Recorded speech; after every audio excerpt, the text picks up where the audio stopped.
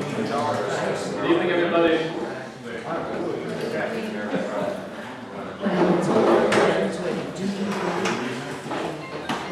Begin again with a true story.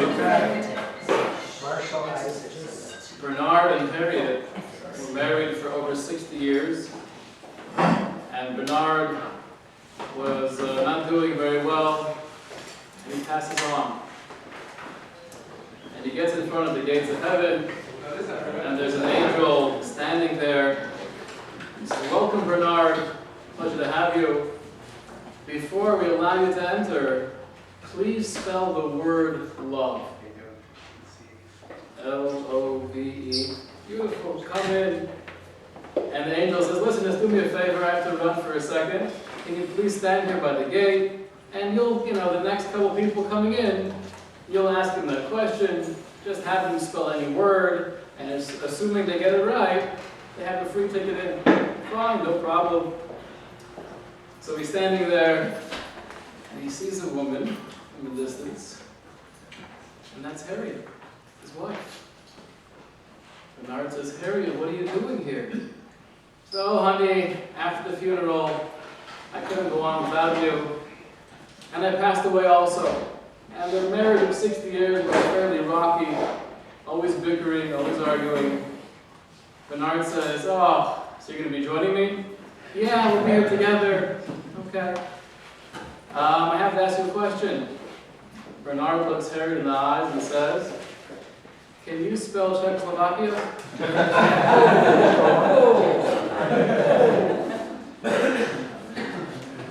Not a true story.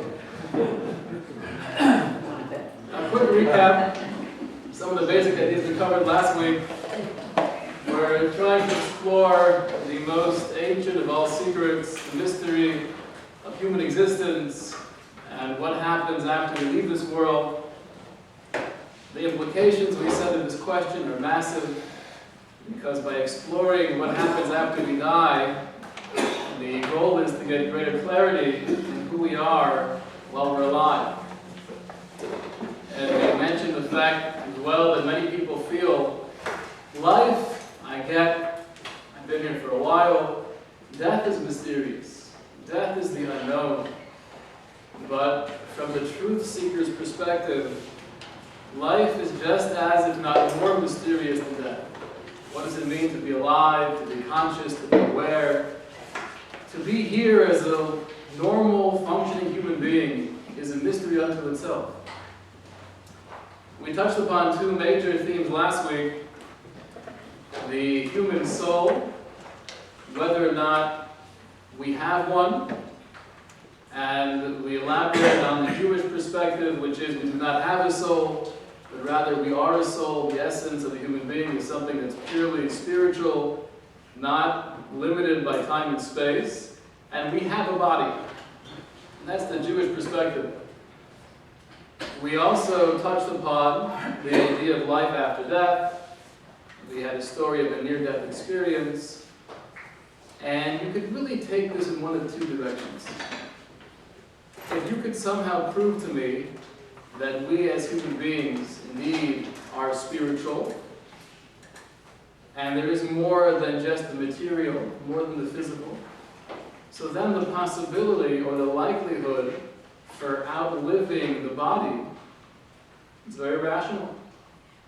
Now, can you prove, though, that we do have a soul, our soul? Very difficult. Many of us might feel a certain depth of emotion, intuition, almost instinctual spirituality, but to write down, to show me an equation, A plus B equals C, I can prove to you scientifically that you have a soul, is impossible. So what I'd like to do is take the other approach, which is, if we could somehow feel more comfortable with an afterlife, if we could show or demonstrate that the likelihood of living on past the body is real, so then that could in turn show us that there's more to who I am in the body. Right? So you can take one of two directions. To prove the soul and therefore assume an afterlife is difficult to do. to prove, or at least to show good indications of an afterlife, and therefore indications of the soul, that's going to be our approach. Now I think because we have a lot of material to cover tonight, I'd like to address some of the clinical cases here. I'd like to touch upon heaven and hell, and also reincarnation. Maybe what we'll do is we'll save the questions till the end. And we'll have 10 minutes or so at the end we can all ask. So anytime along the way something's bothering you, or something might sound confusing, I suggest you write it down and hopefully address it at the end of the lecture. In the booklet, since you turn to page 7,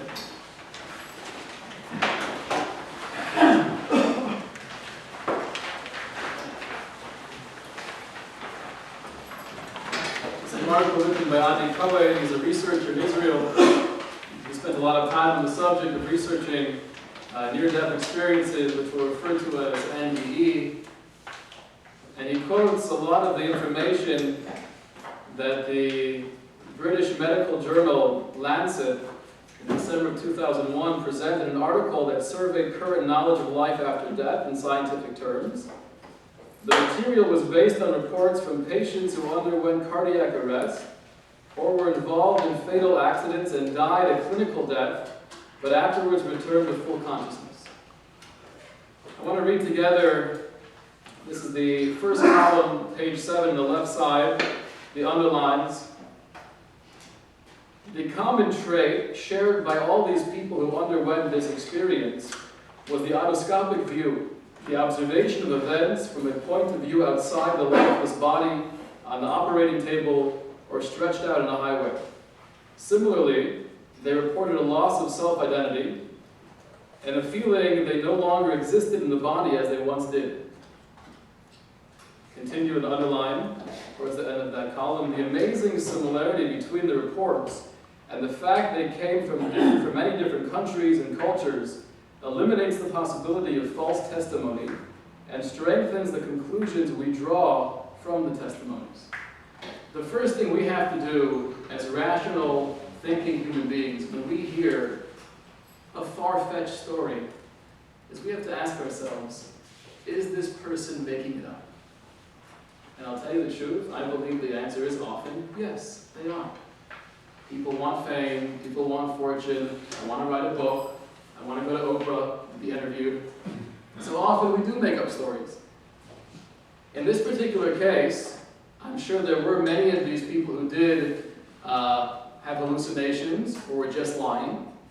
But the fact that we have people across the world, in Indonesia and South America and Canada, different languages, different cultures, different environments, all saying very, very similar things, reporting images or pictures that all seem to go in the same theme, is very, very strong evidence that they're not all lying. So I think that is a clear, cogent step to take. The question we have to explore is, maybe it's true, they're not a bunch of liars. But the fact they experience something, is that a real indication to something supernatural? Or can we say a lot of these things can be explained based on natural, biological parts of the body? As the brain is shutting down, certain electrical impulses are going crazy, and that can bring on certain feelings of warmth or serenity. That can give us a picture of a bright light. The question we have to explore is, are there anything, or are there any elements of these stories that indicate something beyond natural biological answers? Dr. Raymond Moody, psychiatrist at the University of Virginia, one of the pioneers in the field researching the topic of life after death. We're familiar with his bestseller book, Life After Life, 1975. And he interviewed thousands of people. And in the book, he records a lot of the interesting stories that he was told. Some of them are truly remarkable. I'd like to share with you at the bottom of the middle column here on page 7, underline. Basically, in the book, he addresses different explanations medical, scientific explanations to try and explain why these things people were experiencing were no means supernatural. The main point, though, that he says, third line, Moody and other researchers have mentioned in the clearest fashion, as we shall see, is that those who died a clinical death are able to relate facts and details about what happened in their surrounding at the time they were completely unconscious, which they would have no means of knowing. There were cases where those who died reported meeting people, quote-unquote, there, people who had died after the clinically dead people had died, and they had no way of knowing of the death of those other people. One of the stories he relates, an elderly woman who was having cardiac arrest, she was in the hospital, and her sister was in the same hospital, also in a very serious state, and she was not aware of that. When this person with cardiac arrest was in a coma, and she comes back to consciousness, the first thing she says is, "My sister's dead. Sylvia's dead." And the doctor said, "Don't worry, everything's okay. You're fine. Whoever Sylvia is, she's fine." And they investigated, they find out that while she was unconscious, her sister, in a different part of the hospital, passed away.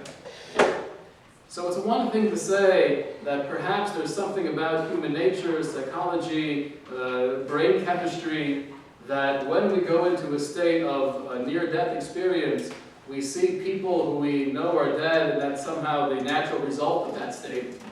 But to be in touch with people who you know are dead, only through being there, without having that information here, is something fascinating. It goes on to say in the top of the third paragraph, or there are cases of people who were blind from birth, who could report details about what the people surrounding their body were wearing. They experienced the faculty of vision in those moments that they did not possess while alive. People who have been blind, there's two types of stories. Some people who have been blind for years, who once had vision, and they're telling you when they become conscious again, that when I was in the coma, I had this outer body experience. I was looking down at the table. I saw the doctors hovering over me and trying to save my life. And I saw that Dr. Goldstein was wearing the blue coat, and he was using this kind of tool. And this person has been blind for 25 years. A truly remarkable story is of a woman who was born blind. And after coming back from one of the NDE, she said as well, I recognized what was happening, I saw the types of instruments they were using, and again was able to identify color. Now, what in the world does that mean? How do you identify color? If you've never seen color in your life, there's no way you could possibly say he was wearing a green shirt. You don't know what green means.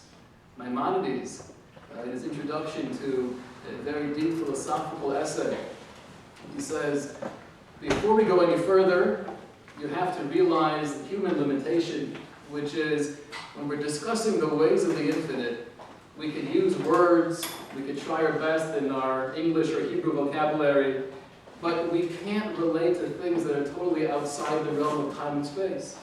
And he gives this example. He says, just like a person who's born blind can never, no matter how well you try to explain what blue looks like, they're never going to get it. However, in this case, there were, I think, a couple of these cases, they were able to say, I recognize certain colors. The explanation that he suggests is, it must be based on past life experiences. They had familiarity with blue or green or gray, and therefore in the present state of having the outer body experience, they were able to recognize those colors. He goes on, at your leisure, we're not going to go through all this right now, but he does quote some other interesting cases here. On page 8, he has 10 different elements of the, I don't want to say normal near-death experience, because these are far from normal. Is there anything abnormal? But the 10 things that usually happen, we're not going to go through all 10, but he speaks about the outer body experience. My stepsister told me. At the time, I thought she was crazy. I mean, I still do think she's somewhat crazy, but not for this. No, but I love her dearly. if you're watching me online ever, that she had a pretty serious surgery, brain surgery, and afterwards she also reported what's so classic in the literature: I was somehow above my body as I was unconscious, and I saw clearly what was going on. So the outer body part of it, people sometimes say they have a spiritual body, which no one can quite put into words, understandably.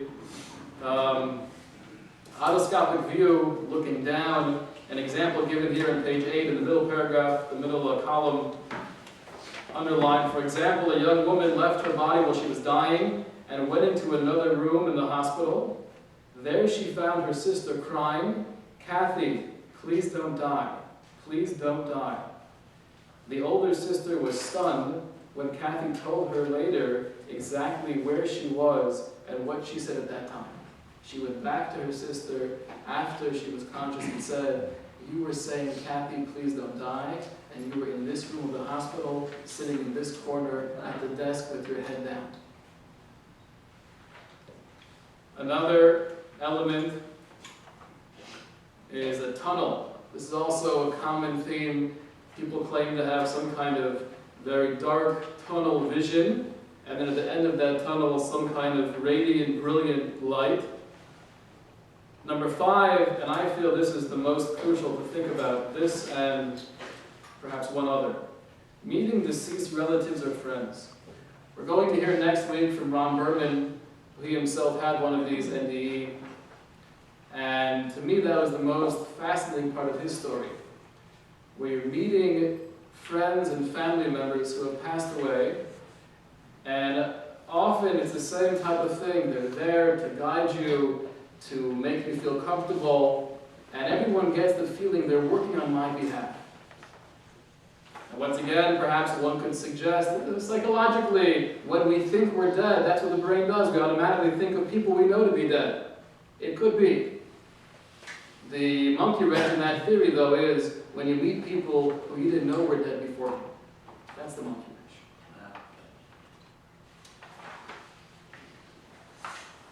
I want to conclude here at number 9, page 9 rather, the end of this essay. This is the conclusion of Adi Cohen. Towards the very end, all those who returned said that as a result of the experience they had, they understood that man has a purpose in life, and that he must fulfill, and that the material world is not the main thing. Rather, we must focus on helping others, increasing love between people, and increasing knowledge and understanding. This is a common theme from across all religions, all colors and shapes and sizes and all cultures. People come back with this feeling, number 1, I'm no longer afraid to die, because I've been there and I realize it's beautiful and warm and loving. And at the same time, I have this infusion of a feeling of mission. That I know I'm only here for a short time, and it's not by chance, but I have to accomplish something. And therefore, these people often, when you read the stories, they often get involved with some kind of community service, some form of helping or doing kindness to others.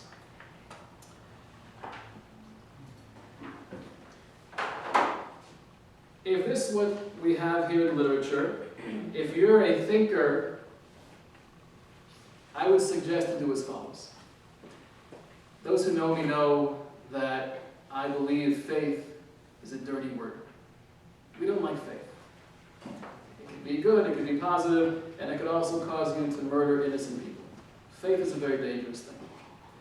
A thinking human being, I think, when we read these stories, should make the following conclusion. Do I know these things to be true? No. Might all these stories be false? Yes. Is it worth exploring and investigating some of these books and authors and researchers? I would say yes. And the internet, by the way, is not the best way of doing the research. Because you could find, first of all, whatever you want to on the internet, and to really know the authenticity of it or the validity of it, you have to know your sources. Medical journals, scientific journals, those are a good place to start. But I leave you just with the opportunity to explore further in this regard. Heaven and hell. Are these Jewish ideas?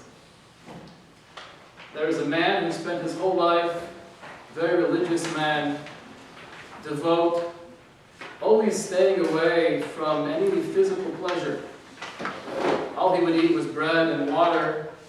He remained celibate his entire life. And then he dies and goes up to heaven, and he's greeted by the angel, and he takes him around. Come, let me show you your accommodations. This is the golf course. This is the cafe. And here's the library, the heavenly library. What do we have here? We have the authentic manuscripts of Scripture. This guy thought, wow, what an amazing thing to see Scripture in the authentic source.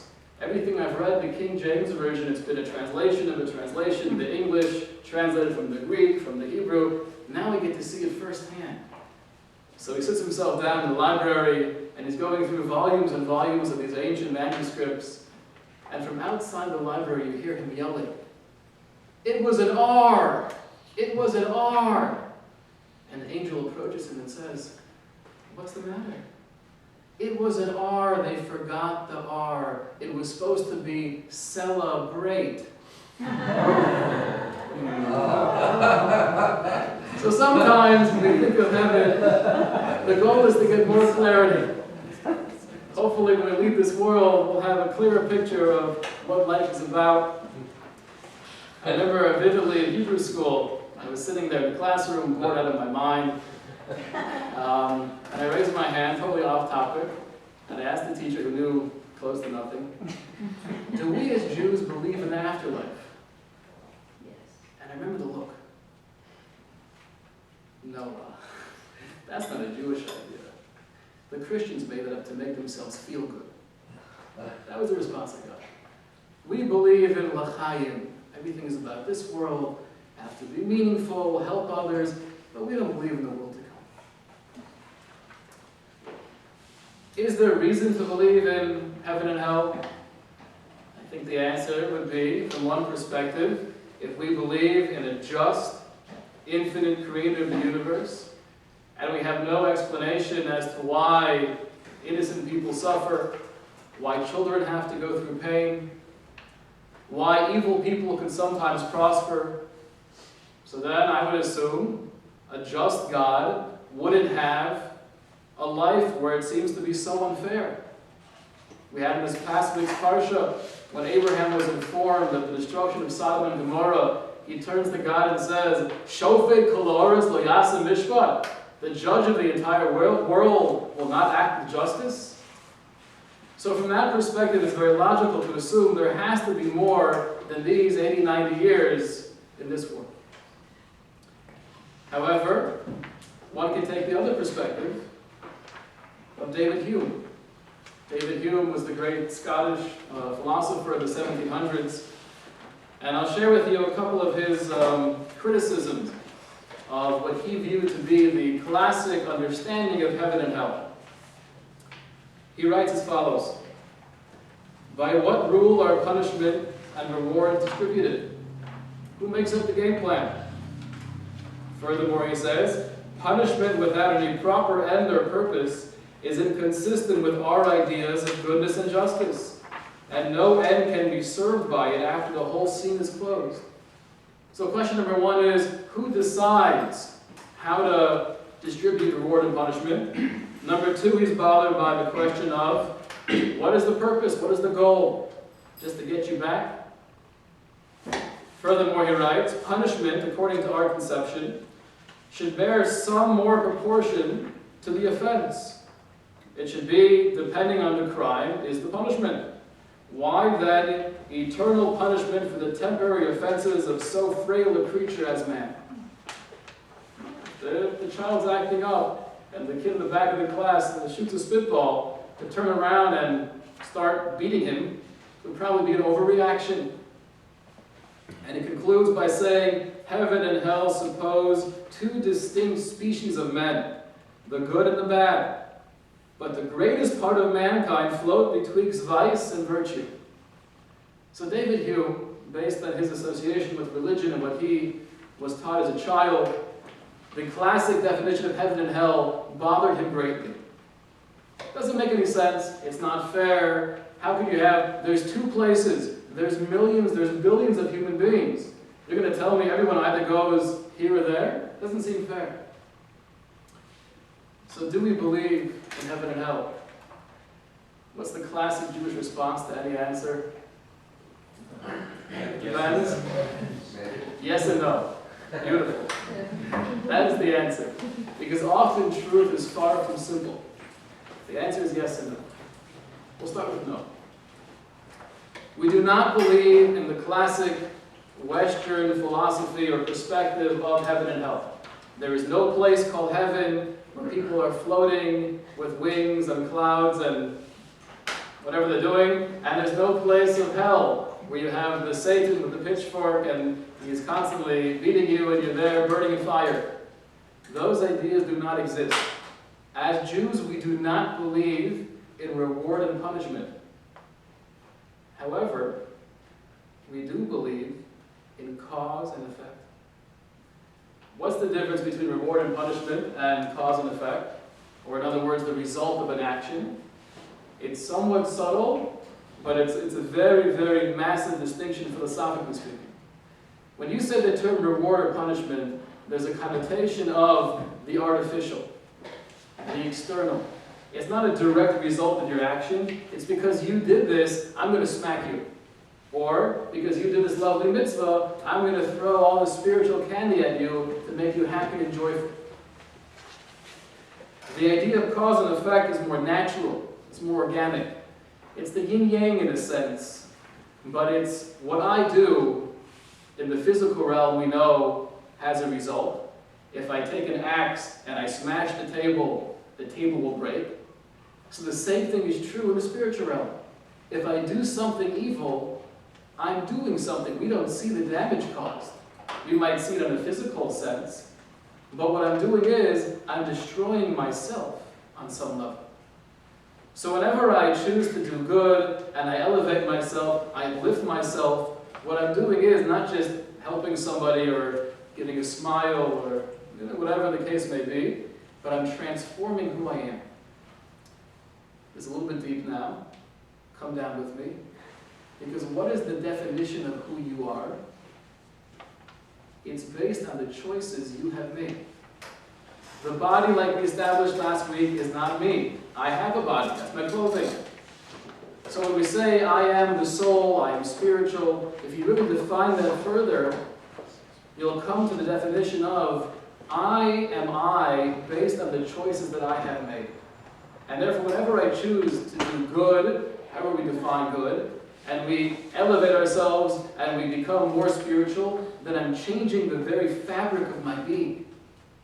When I choose to do evil, when I choose to be selfish, when I choose to ignore others, I'm also changing the very makeup of who I am. When you die and leave this world, there is no place heaven and hell. It's just truth. It's you in the realm of truth, connected with God, like we saw last week as well, the passage written by King Solomon. The body goes back to the earth, but the soul goes back to God who gave it.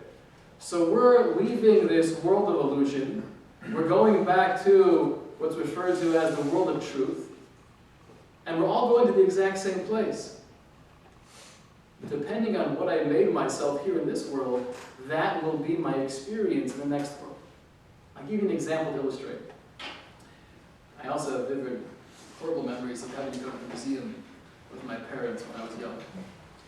And we go there together, and we're walking around, and every picture would be at least a 10-minute ordeal. We're analyzing this part of it, and look at the brush strokes, and if you step 5 feet back, it looks like this. If you stand in front of it, it looks like that. Okay. For the first 10 minutes, you're okay, and then you start going insane as a 9-year-old child. We're both at the exact same place. My parents are having the time of their life because they appreciate art, and they know what they're looking at. And I'm experiencing torture because I don't have that appreciation. That is, in a nutshell, obviously very oversimplified, the Jewish view of heaven and hell. They're not places, they're not artificial reward and punishments. It's a result of what I've made myself here in this world. I'll share with you an interesting comment by the Ran, the Rabbi Nissen, who was one of the great Torah masters of the first part of the 1300s. Because there are, if you go through the Talmud, and you go through the Midrashim, and the Zohar in particular, you'll find many different accounts of what takes place after we die. And I've had many people tell me, well, you know, Rabbi, one time I read blah, blah, blah, blah, blah, or I heard this and that. Here are the words of Rabbi Nissen. When it comes to what that experience will be after we leave this world, it is something that is totally hidden from ourselves and our perception. And if we even open our mouths, and if we suggest something that might seem logical, or you'll say, well, listen, I saw this in the Talmud, and therefore it appears to be like this. Says Rabbi Nissen, you're like a dreamer. You're imagining things. You're making up stories. And therefore, Yoser told Lishtok Mimenu, better to keep your mouth shut. So in no uncertain terms, the Ran is telling us, we all have a curiosity. What is it going to be like? You know, will I look like me? Will I have a spiritual body? Will there be baseball in heaven? These are questions, says the Ran, we cannot answer. There's a similar quote from Shakespeare in Hamlet. There are more things in heaven and earth than are dreamt of in your philosophy. So I think Shakespeare and Rabbi Nissen are on the same page in this regard. The basic idea is there are no places, heaven and hell. It's all a result of what I've made myself here on earth. What it looks like, that we can't know. There's an interesting example given of twins in the womb. And they're there together for 9 months, enjoying each other's company. They're very connected at this point. They know each other's hobbies and interests very well. And then one day it comes and everything's getting shaken around, there's turbulence, and one of the brothers leaves the womb. And the one who's left in there, the fetus still inside the mother, is in mourning. Oh, my brother's lost forever. I'll never see him again. What a loss. He doesn't realize that there's a whole world that's so much more vast and brilliant and radiant outside the womb than inside the womb. The same thing is true with our life in this world.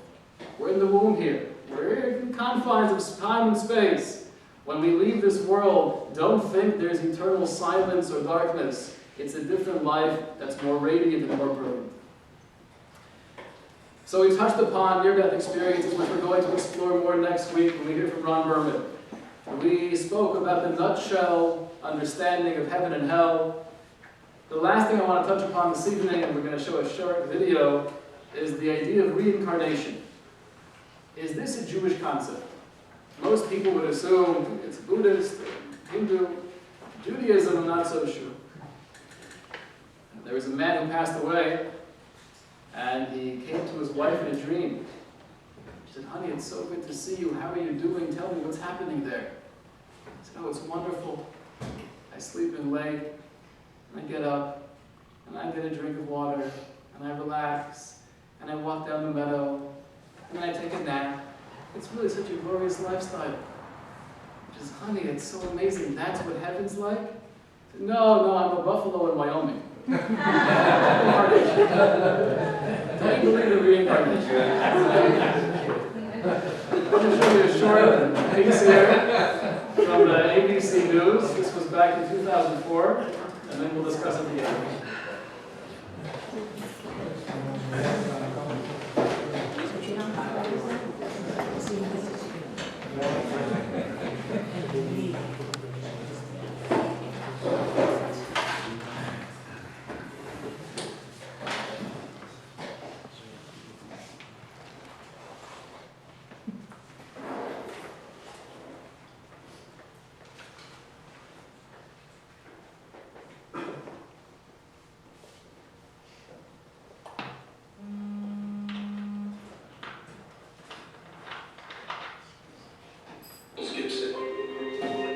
And now, one of the biggest questions of life.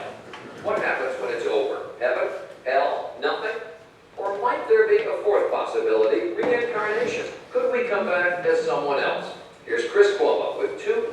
Earth parents who thought they understood the mysteries of life. That is, until their toddler began to talk. On March 3rd, 1945, a 21-year-old Navy fighter pilot on a mission over the Pacific was shot down by Japanese artillery. His name might well have been forgotten, were it not for the remarkable, some might say unbelievable story of a little boy named James. Okay, this is me, tough. I need somebody to help me. All right, I'm gonna volunteer. What do you want me to do? Okay, just go climb this thing and you have to hold me in case I fall. Done. James Leininger is all boy, 6 years old, and full of spirit. This is a special plane that goes in reverse. You don't see a lot of that. James knows a lot about planes, especially war planes. What kind of airplane is that? It's a Corsair. His parents, Andrea and Bruce Leininger, say from an early age James would play with nothing else. He was obsessed with airplanes. You look around the house, that's all you see. Airplanes, helicopters, aircraft carriers. But then, when he was 2, the planes James loved suddenly began to give him frequent and frightening nightmares. I'd wake him up and he'd be screaming and he'd always be laying on his back, kicking his feet up at the ceiling. And I'd say, "Baby, what were you dreaming about?" He'd say, "Airplane crash on fire, little man can't get out." They sound like typical kiddie nightmares, but Andrea says they went on the same way for months. Maybe too much TV, but James was just 2 and his parents say only watching Barney and Teletubbies. Teletubbies. And Andrea and Bruce say they weren't watching World War II documentaries or conversing about military history. This is an F-18? No, that one. So what explains the nightmares and James's strange obsession with airplanes? I talked to my mom about it a lot of times, and my mom said maybe he's remembering a past life. What did you say? Politely, baloney. Andrea and Bruce of Lafayette, Louisiana are a highly educated, modern couple. To them, the possibility that their little son James was manifesting signs of a former life was, well, a little out there. You know, having a past life is not the initial conclusion that you come to. You try and figure out any other way he could have. Did he see anything? Has there been anything on television, anything that we've discussed? But as time went by, Andrea didn't know what to believe. Here's James at age 3, going over a plane as if he's doing a pre-flight check. He would continue to say and do things that were puzzling, like the time his mom bought him a toy airplane. And I said, "Oh, look, there's a bomb on the bottom of it." He said, "That's not a bomb, Mama, that's a drop tank." A drop tank. I'd never heard of a drop tank. I didn't know what a drop tank was. Andrea's mother suggested she look into the work of counselor and therapist Carol Bowman. Bowman has written 2 books, both supporting the proposition that sometimes the dead can be reborn. We are taught from a very early age in this culture, in the Judeo-Christian culture, that reincarnation doesn't exist. Once you observe this in a child, and the evidence is very compelling, you have to open up to another explanation for what is going on. Bruce was deeply skeptical. He said there has to be a logical explanation. I don't believe in past lives. I don't believe in this stuff. But with the violent nightmares recurring 3 and 4 times a week, the Leiningers felt they had to do something. So with guidance from Bowman, they cautiously began to encourage James to share his memories. They say the result was startling. The nightmares immediately started reducing in frequency. He went down from 3 or 4 times a week to maybe 1 a week, 1 every other week. And at that point was when he started to articulate more about these past life memories. Seems normal enough, a little boy improving when his troubles are directly addressed. But Bowman says this is more. That James was forthcoming because this is the age when former lives are most easily recalled. They haven't had the cultural conditioning, the layering over of experience in this life, so that the memories can percolate up more easily. These memories tend to fade between the ages of 5 to 7. His parents say between the ages of 2 and 4, James would reveal extraordinary details about the life of a former fighter pilot, mostly at bedtime, when he was drowsy. Bruce said, "What happened to your plane?" He said, "It crashed on fire." And Bruce said, "Why did your airplane crash?" And he said, he got shot. And Bruce said, well, who shot your plane? And I'll never forget the look on his face. He went, the Japanese. Still, despite these extraordinary stories, Bruce remained dubious, almost to prove they couldn't be true. He began to piece together the details James was sharing. And what he found, he says, shook him to the core. For in many instances, the stories appeared to match the facts. James seemed to be recalling real events, real people, in the life of a man who'd been dead for almost 60 years. Coming up, a toddler, just 3 years old. So how does he know the pilots from a World War II squadron? That was like holy man. You could have poured my brains out of my ears. I just couldn't believe it. When prime time continues. With each passing month, little James Leininger seemed to be peeling back memories of a past life. Hey, Vivid memories that scared and astonished his parents. Bruce had always said, what kind of plane did you fly? And he said, a Corsair. Yeah. He said, of course, They said the word Corsair. not only did James remember flying the Corsair, he demonstrated knowledge of the plane's peculiarities. At the time, he was flipping through a book about planes when he was 4. He got to the Corsair, he said, that's a Corsair. And he goes, you know what? They used to get flat tires all the time. In fact, historians and pilots agree that the plane's tires took a lot of punishment on landing. Of course, this is a fact that could easily be found in books or on TV. But then, James began to offer up the kinds of specific details his parents say are harder to explain away. Another night, Bruce had come in and he said, do you remember where your plane took off? And he said it took off of a boat. Do you remember the name of your boat? Natoma. Do you remember what your name was? And he'd always say, James. But his name is James. It never really occurred to us. We thought he just wasn't understanding the question. So I said, do you remember any friends or anyone else that you flew with? And he said, Jack Larson. Bruce began doing some research. Almost immediately, he discovered that the Natoma was an actual ship, a small aircraft carrier in the Pacific called the Natoma Bay. And Jack Larson, the Navy buddy little James recalled? Well, it turns out there was a pilot named Jack Larson who served aboard the Natoma Bay. In fact, he's alive and well and living in Arkansas. And it was like holy man. I mean, really, you could have poured my brains out of my ears. And I just couldn't believe it. And there were more clues. Around this time, James began signing crayon drawings and other artwork. James 3. One day I asked him why he's calling himself James 3. Well, it's because I'm the third James. And every once in a while you ask him that today, he'll still say the same thing. And one day, while leafing through a new book about the Battle of Iwo Jima, Bruce turned to an aerial photo of the Pacific Island. James was seated nearby. He pointed to it and goes, Daddy, that's where my airplane was shot down. And I said, what? He said, that's my airplane got shot down there, Daddy. And I just went blank. I couldn't say anything. By then, Bruce had become a man possessed, searching the internet, combing through military records, and interviewing men who served aboard the Natoma Bay. Finally, a breakthrough. He learned that there was just one pilot from the squadron killed at Iwo Jima. That pilot, James M. Houston Jr. Is this why little James was calling himself James 3? It just crystallized in my mind. This has to be who we're talking about.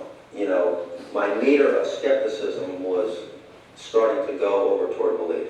When little James would describe being shot down, he told of how his plane had sustained a direct hit on the engine. He had an airplane, and I said, well, can you show me where it was? And he pointed right up to the front of the engine.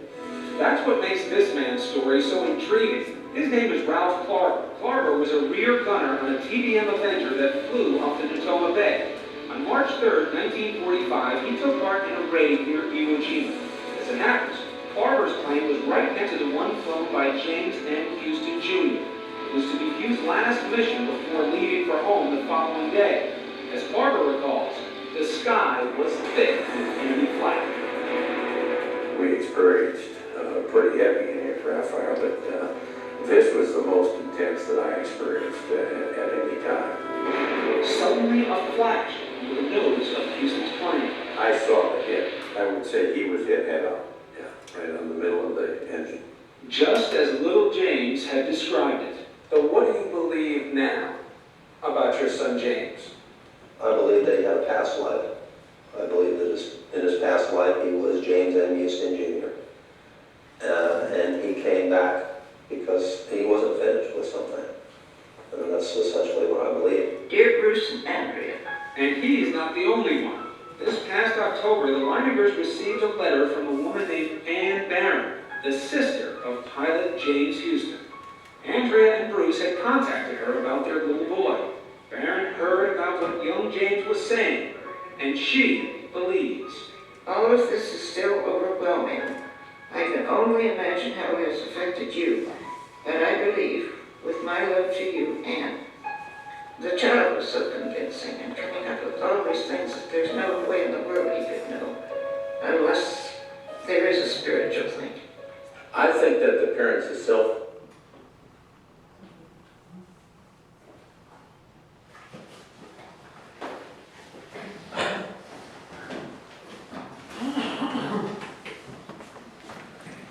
I'm curious, by a show of hands, those of you who watched that and were thinking, wow, that's kind of cool, raise your hand.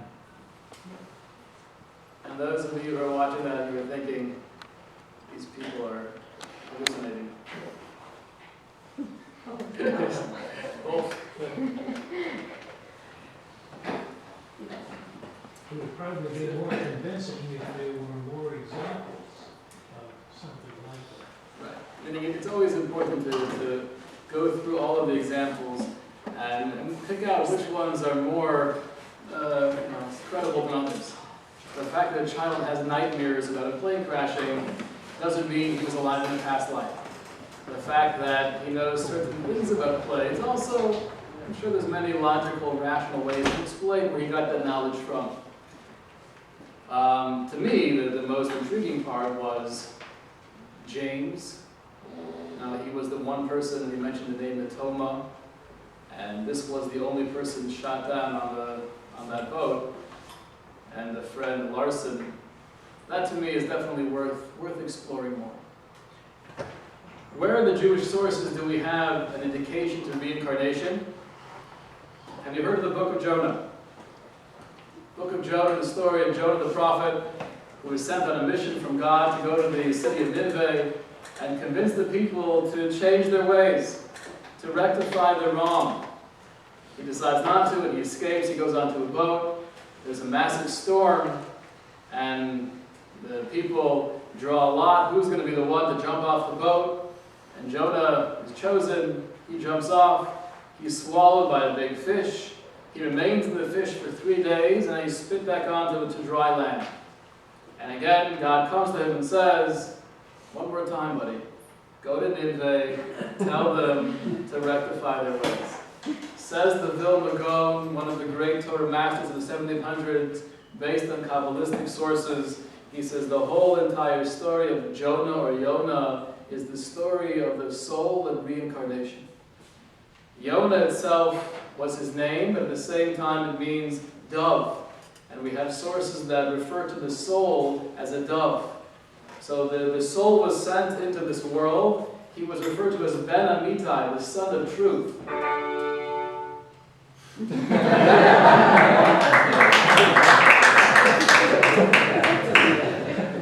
The son of truth referring to being a soul coming from the world of truth, from the creator of truth. And the instructions were, get up and go to Nineveh. Says the Vilna Gaon, that means go into the physical world. And then he finds himself on a boat in the ocean.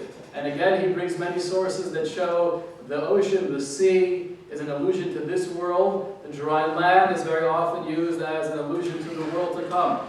He's in a boat. The boat is the body. So you have the soul in the body, right, traversing the waters of this world, trying to navigate. And then the storm comes. What is the storm indicative of? Says the Vilna Gaon, illness or sickness. That's when things start getting shaky. And the physical parts of who we are begin to weaken. On the boat, one of the sailors turn to him and say, Ma malachtecha, What is your job? According to the Vilna Gaon, the question was, you're going through a difficult time right now. Ask yourself, what are you here in the world to accomplish? Are you doing your mission? Then he swallowed out this big fish. That's an allusion to the grave, an allusion to death. Why is it there for 3 days? Again, says the Vilna Gaon, based on Kabbalistic sources, when a person passes away, the body and soul have a disconnect, but there's some relationship between body and soul for 3 days. We'll hopefully explore that more perhaps next week. And then there's this total separation. So for 3 days he's in the fish, in the grave, and then he gets spit back onto the dry land. That's another chance. The soul is being reincarnated again, and God comes in for a second time. Kum, get up, go to Nineveh. So according to the Vilna Gaon, the entire story of Jonah is really the story of the human soul. Coming into this world, being given a mission. If we're not able to fulfill that mission, so then what happens is sometimes we come back for a second or a third or a fourth chance to make sure we get done what we have to get done. At first glance, that sounds like a wonderful system. Okay, there's no pressure. I'll take it easy now. I'll relax, I'll enjoy. Worst comes to worst, I don't make it the first time. I'll go a second time. What's the big deal? The Chafetz Chaim was one of the great authorities of the early part of the 20th century. And he gives the following example. He says, if you have a husband who's been away from his family for 3 years, he's away as a soldier at war, and finally he has the opportunity to come back and reunite, and he's on the ship, and it's a long journey across the world, and finally after weeks of travel, they're approaching the pier, and all the people are standing there waving, and he sees from a distance his wife and his 3 children, and he makes eye contact with them, and he's crying hysterically. This is going to be the moment I've been waiting for. But before the ship docks, someone comes aboard and says, I just have to make sure everybody has their documents. Are you legal to be here? I don't have mine. I'm sorry, you have to go back. When you get yours, whenever that time is, then you can be reunited. For us in our present reality, the thought of leaving this world is the most scary, fearful thing we could ever think of, and therefore we live most of our life in denial. And we all belong to that unique, elite club of people who will never die. But the truth is, once we leave this world, and we realize, 1 second, I'm returning home. I'm coming back to family and friends on a literal level and a metaphoric level. If you're then told, I'm sorry, you have to go back, that's a very painful experience to go through. We believe in reincarnation, but the goal is do it now. Fulfill our mission now. I'll leave you with one story based on this idea. A story about the Chazon Ish, also one of the great authorities in Torah in the 20th century. He died in the 50s. And there was a mother of a severely handicapped child who wanted to come to see the Chazon Ish and get a blessing. And by this time, he was already in his 70s. And they walked into his office after waiting a little bit. And as the mother walked in with her severely handicapped child, the Chazon Ish gets up from his chair and he stands up in honor of the mother and child. He sits down and they're talking and she's explaining difficulties that she's having and her desire for a blessing. And then she says, if I could ask you, why did you stand up for us? So the Chazon Ish told her, he said, you have to realize that nowadays, in the time that we live, this is going back 70 years, the majority of people in this world have been here at least one time before. If we're coming back, that means we're coming back to accomplish something that we haven't quite yet fulfilled in the past life. If a child comes back in a body where they're restricted, where they have certain limitations that most people don't have, that means by definition, this is an elevated soul. This is a soul that needs nothing more than just to be here in this elevated state, and then leave the world in a peaceful manner. That's why I stood up for him. If you have this perspective, the idea of reincarnation and coming back to rectify things that we didn't quite get right the first time, it changes our view of life and people dramatically. No matter how PC you are, often we have the natural response. We look at people who don't have the same abilities that we do. They don't have the same blessings in their life. And we feel, oh, Noach, it's too bad. And we almost picture ourselves on a higher plane. The answer is, you have it all wrong. It's the exact opposite. A person with more limitations means, by definition, they're on a much higher level than you and I. Some of the ideas here of near-death experiences, heaven and hell in a nutshell, reincarnation. Any questions? Yes. You suggested earlier that, when you pass away, you'll be in hell and you meet relatives or friends. How do you recognize that? Is it the spirit being a spirit and there's a recognition? Because obviously your body is dust to dust. Ever seen the movie Contact? No.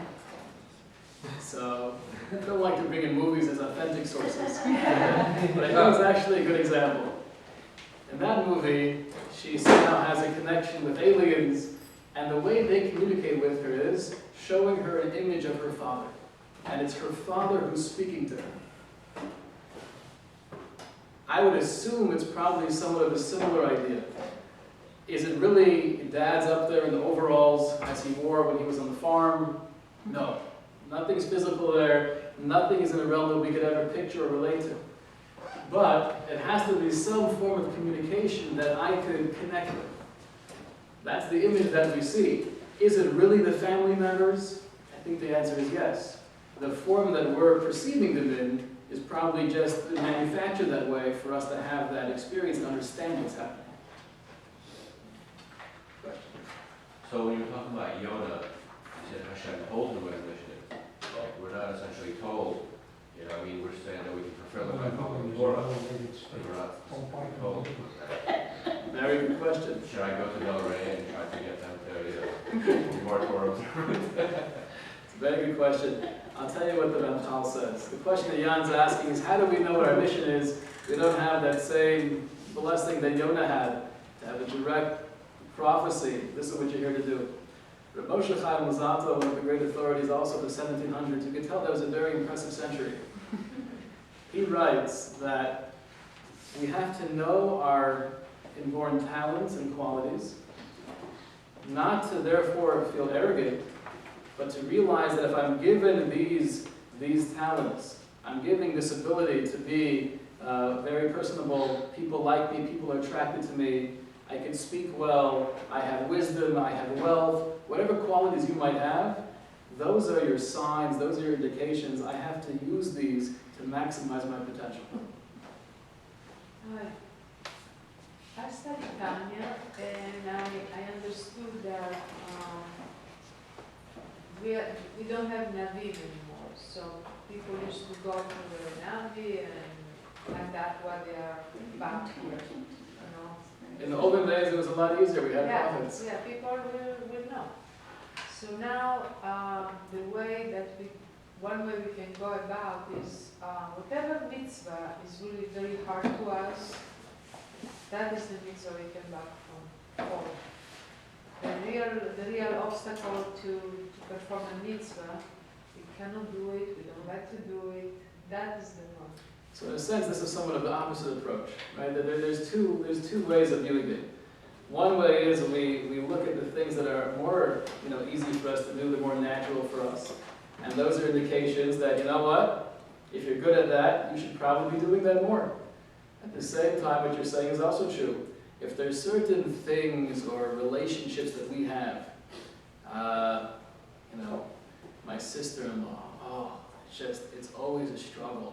And I try to be nice, and I try to smile and be friendly, so it could very well be there was a relationship in a past life that was somewhat similar to this, and your job here is make it good. Wouldn't that Rise just be above. a karma? Well, the idea of karma is a very similar idea to what we're discussing.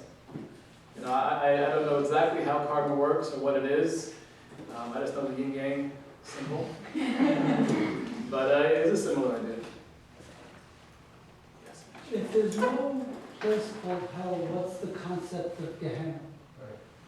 So So the term Gehenna, which is the Hebrew term for hell, or Gan Eden, which is the Hebrew term for heaven, it's not describing a place, it's describing an experience. I am who I make myself based on the choices that I make in this reality. Once we leave this reality, and we're encompassed, we're surrounded by truth, so however I relate to that truth. Am I the parent in the museum who appreciates the art, and it's just a blissful, wonderful experience? Or am I the child who's standing there and feeling such pain? Getting to that similar question, what is the difference then between Sheol and Gehenna? Is there a difference? I thought Sheol was an intermediary place where possibly you do come back to finish what you were supposed to, where Gehenna was somewhat final. So it's a good question. I happen to think this might get into what the Ron was telling us. And when we get too specific, we try to define too much of the heavenly realms, we're only dreamers. What exactly it is, I haven't been there. Okay. What would you go over again what you were saying about coming back with physical limitations and that being closer to a heavenly state? I didn't quite understand that. That was your question also?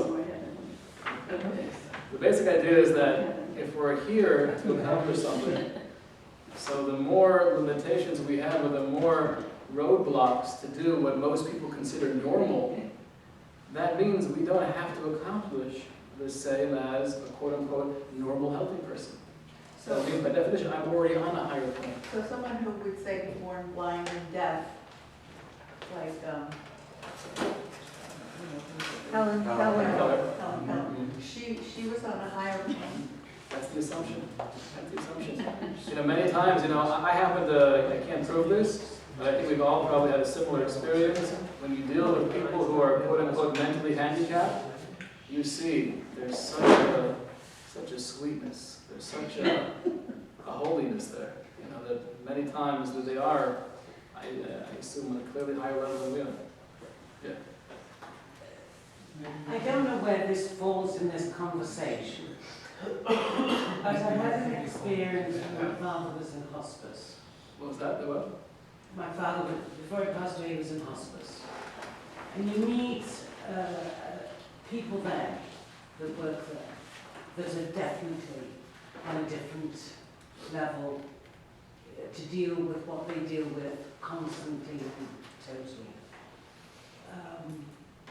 I don't know if they're more spiritual or that they're got this special calling to be in this kind of place and to be around deaths day after day. But the experience I had there, when my father was terribly ill, and he was reaching out with his hand forward, and I was very distressed. Wasn't communicating, it was just an outstretched hand. And they explained to me that's when the person is ready to go and they're reaching forward to be accepted to the next life. It really struck me dramatically. I mean, I only experienced it once, but they see it over and over and over again. And it really, really hit home to me that these, whatever they are, the progress from this life to the next, has something to it.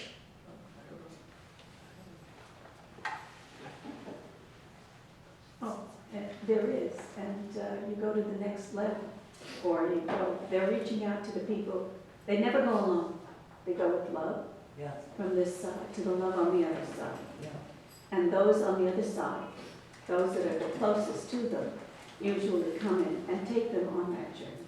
We're going to hear next week, same time, same place, with Ron Berman. And he'll address us and he'll tell us of his near-death experience. And then we'll see a lot of these common themes in his story. And I look forward to seeing you all then. Thank you. Thank you.